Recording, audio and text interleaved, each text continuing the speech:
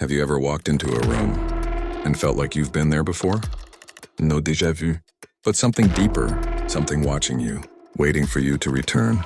Some rooms don't just hold memories, they feed on them. This is the story of a room that doesn't exist on any hotel map, a door that appears only when you stop looking, and a past that refuses to stay buried. So turn off the lights, put on your headphones, and whatever you do, don't open the door to room 619. My name is Dean. I travel a lot. Part-time blogger, part-time YouTuber. I do hotel reviews, spooky legends, ghost tour vlogs, all that clickbait stuff. I've stayed in rundown motels and 5-star resorts.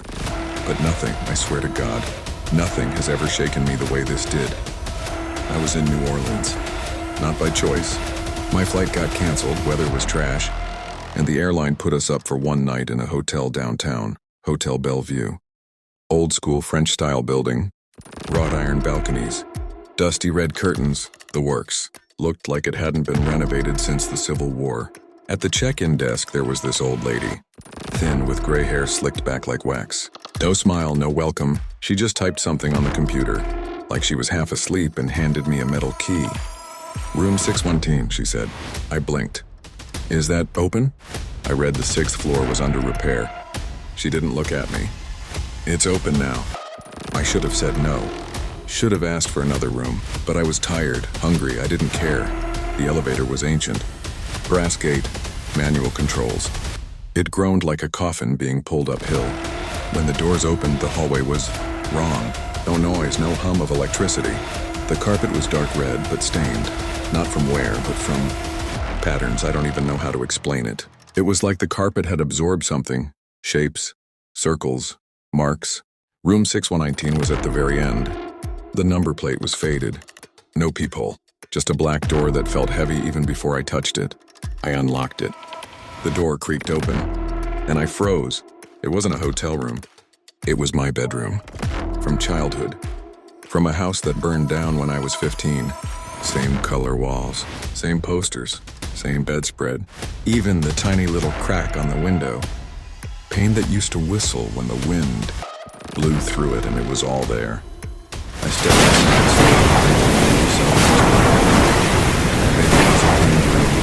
Maybe someone hacked my social media. Then the door shut behind me. When I turned around, there was no door. Just wallpaper. I tried to stay calm. I pulled out my phone. No sound. The room smelled like old something else. Something rotting. I opened the closet. Inside were coats I hadn't seen since I was 10. My old Halloween costume. Just a crawl space. Something inside moved slowly. Then I heard my name. Dan. Whispered like wind. I shut the door. Jammed a chair under the knob. But the lights flickered and I heard something giggle from under the bed. I didn't sleep. Couldn't. When I finally opened my eyes again, it was morning, I think. The mirror across the room was fogged up, but I hadn't taken a shower. As I got up, the fog cleared and I saw myself. But I wasn't moving. My reflection just stared at me. Then it smiled. The words "stay" appeared on the glass like they were written from the other side. And then the lights shut off. I screamed, banged the wall, cried. Nothing helped. When I turned back around, someone was sitting at the desk. Their back to me, same hoodie, same hair. They turned around, and it was me, but wrong. The skin was pale. The eyes were black. The mouth too wide. The voice cracked like radio static. You left before, it said. Now you stay, I go. And memories hit me like a flood. I remembered being a kid. I remembered staying at this hotel. I remembered this room, the closet. My mom and dad saying I went missing for 2 hours, but I didn't go missing. I was taken. Room 619 took me when I was a kid. It showed me something. I forgot it until now, because it only lets you forget until it needs you again. The thing that came back home with my parents that night, maybe it was me. Or maybe not. But this time the room wasn't letting me forget. Days passed, I think. No clocks, no time. Every time I closed my eyes, I saw different versions of the room. Burned, flooded, empty. Once it was filled with hundreds of versions of me, all staring silently. Another time, it was just a black void with a door floating in the middle. Each time I opened it, I'd see someone I used to love. My mother, my best friend, myself, begging me to leave. But I couldn't, because every time I tried, the room changed again.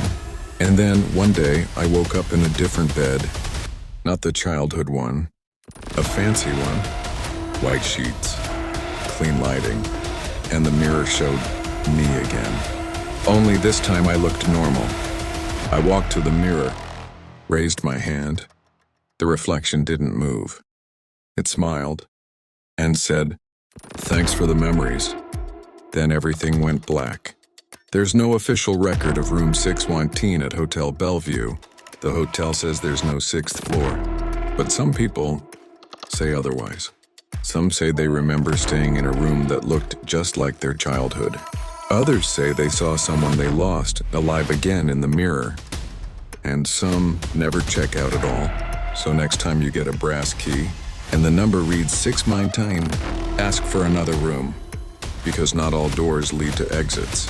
Some lead back inside you. And once you open them, they never close again.